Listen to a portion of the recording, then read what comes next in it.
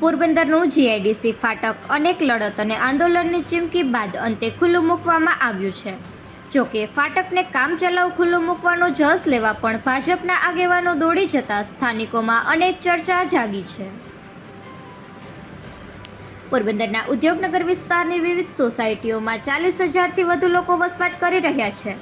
તેઓના પસાર થવાના મુખ્ય માર્ગ પર આવેલ ફાટક રેલવે વિભાગે 4.5 માસ પૂર્વે સ્થાનિકોને વિશ્વાસમાં લીધા વગર મધરાતે બંધ કરી દેવાતા આ વિસ્તારના હજારો લોકો મુશ્કેલીમાં મુકાયા હતા. ફાટક બંધ થવાના લીધે મોટાભાગના વેપાર ધંધા ભાંગી પડ્યા છે. લોકોએ હિજરત કરવી પડે તેવી સ્થિતિનું નિર્માણ થયું છે. ફાટકવાળો રસ્તો બંધ કરી તેના વૈકલ્પે અંડરબ્રિજવાળો રસ્તો ચાલુ કર્યો હતો, પરંતુ તે રસ્તો બહુ સાંકડો છે. રસ્તો પૂરો થાય ત્યાં પણ ખૂબ જ ઊંચો ઢાળ હોવાથી અવારનવાર અકસ્માત સર્જાતા હોવાથી વૈકલ્પિક રસ્તો સ્થાનિકો માટે જરા પણ અનુકૂળ ન હતો. આથી લોકોને ઓવરબ્રિજ ઉપર થઈ રોકડિયા હનુમાન મંદિર તરફના રસ્તે જવું પડતું હોવાથી આવજા કરવામાં ખૂબ જ મુશ્કેલી પડી રહી છે. જેથી ફાટક ખોલવા અંગે અગાઉ અનેક રજૂઆત કરવા છતાં કોઈ કાર્યવાહી થઈ ન હતી. આથી સ્થાનિકોએ ફાટક ખાતે આંદોલન પણ કર્યા હતા અને એકતા બતાવી તંત્ર સામે લડત કરી હતી. અનેક લડત બાદ અંતે તંત્રએ ઝૂકવું પડ્યું હતું અને દિવાળી પૂર્વે ફાટક ખોલવા ચક્રો ગતિમાન કર્યા હતા. તેમ છતાં દેવ દિવાળી સુધી ફાટક ન ખોલતા સ્થાનિકોની ધીરજ ખૂટી હતી અને સોમવાર સુધીમાં ફાટક નહીં ખુલે તો ઉપવાસ આંદોલનની ચીમકી પણ આપી હતી. જેના પગલે તંત્રની ઊંઘ ઉડી હતી અને રવિવારે 4 વાગ્યે ફાટક ખુલ્લું મૂકવામાં આવ્યું હતું.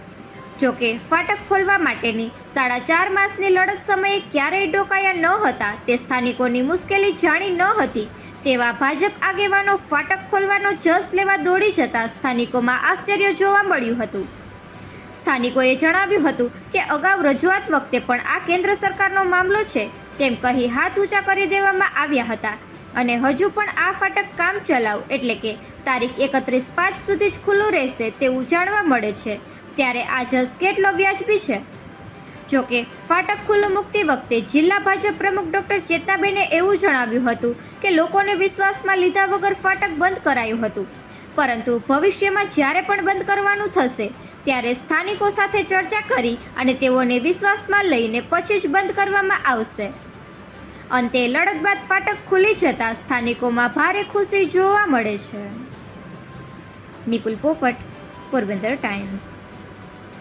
આજરોજ અહીં જે ફાટક બંધ હતું, રમણ પાર્ક, પારસનગર, જીઆઈડીસીના લોકો, મીરાનગરના લોકોને અગવડતા પડતી હતી. આપણા કેન્દ્રીય મંત્રી શ્રી મનસુખભાઈ માંડવિયા સાહેબના સનિષ્ઠ પ્રયત્નો અને આપણા કેબિનેટ મંત્રી શ્રી અર્જુનભાઈ મોઢવાડિયા સાહેબ લોકોની સાથે વાત કરી અને રેલવે લોકો તંત્ર સાથે વાત કરી અને આ ફાટક ખોલાવવા માટેના અનેક પ્રયાસો કર્યા અને આજે આ ફાટક ખુલી ગયું છું તો લોકોને સુવિધા મળે, કારણ કે વડીલ, વૃદ્ધ, દિવ્યાંગ લોકોને પણ ફરીને જવું પડતું હતું, ઘણી તકલીફ હતી. એટલે લોકોની સાથે ચર્ચા કરી, તંત્ર સાથે ચર્ચા કરી, રેલવેની સાથે ચર્ચા કરી અને આપણા માનનીય મંત્રીશ્રીઓએ આ આજે આપણને લોકોની સુવિધામાં પાછો જસ અપાવ્યો. એ પત્ર વાયરલ થયો છે એમાં કંઈ બહુ ઓલું છે નહીં, કારણ કે જ્યારે બી હવે કાંઈ કરશે, કારણ કે વિકાસનું કામ હોય તો ઘણીવાર તમારે એક રોડ બંધ કરીને બીજે સ્ટાર્ટ કરવાનું હોય, પણ લોકોની અગવડ ના પડે એટલે લોકોની સાથે ચર્ચા કરી કયો રાઉટ સહેલો છે એમ કરી અને ભવિષ્યમાં કરશે તો લોકોને સાથે રાખીને કરશું, એમને નહીં કરીએ. મારું નામ ભોજાભાઈ લીલાભાઈ આગળ છે. હું દિવસના આ ફાટકથી ઓછામાં ઓછો 7 થી 8 વાર નીકળું છું. છેલ્લા 4.5 મહિનાથી આ ફાટક બંધ હતું, જેથી કરીને આ વિસ્તારના લોકોને તો ખરું, પણ અમારા જેવા જેને ઉદ્યોગનગરમાં આવવું હોય, બીજા કંઈ કામકાજ હોય એના માટે પણ એક લાંબો રૂટ થતો હતો. ખરેખર તો કલેક્ટર સાહેબ અર્જુનભાઈ, મનસુખભાઈ માંડવિયા અને અન્ય અધિકારીઓ રેલવેના જેની ખૂબ મહેનત કરી અને આ ફાટક આજે ખુલ્લું મુકાયું છે એ માટે હૃદયથી એમનો ખૂબ ખૂબ આભાર.